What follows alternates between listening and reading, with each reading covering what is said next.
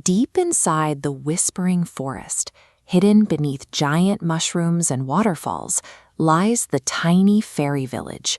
It functions as a closed loop, a place where every need is met within its own borders. This map shows how the village stayed hidden. The rainbow stream acts as a hard, glowing boundary line. The queen maintained a strict isolationist policy. No fairy was to ever cross it. To the village, everything beyond that line was simply a dark, dangerous void. But Luna, a young fairy, struggled with the mandate of fear.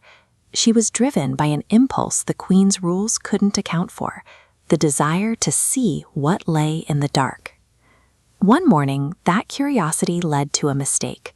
Chasing a glowing butterfly, Luna drifted past the flowers and over the rainbow stream.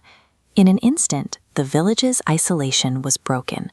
Luna was on the other side, and the rules of her home could no longer protect her.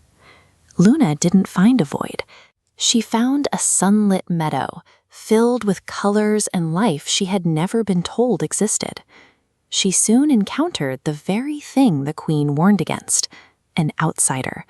It was a baby hedgehog named Hazel, trapped and crying for help under heavy branches. Luna immediately used her magic to lift them. The danger arrived suddenly. A massive crow swooped down from the sky. Luna didn't fly away. She threw fairy dust into the air, creating a cloud of glowing butterflies that swarmed the predator until it retreated. The queen's warnings were built on the idea that the outside only offered threats. But by saving Hazel, Luna had found an ally, someone who knew the land better than any fairy could. As they walked together, Luna saw what her village had missed. The broader forest was fading. Trees were leaning, flowers were turning gray, and the butterflies were too weak to fly. The village had stayed so focused on its own walls that it hadn't noticed the decay surrounding it. This collapse was spreading, and eventually the rainbow stream wouldn't be enough to stop it. Luna hurried back to the village, bringing the queen the first news from the outside. The heart crystal is the central node of the ecosystem. It's pulsing weakly, its energy lines failing to reach the perimeter. Restoring it requires golden moonflower pollen.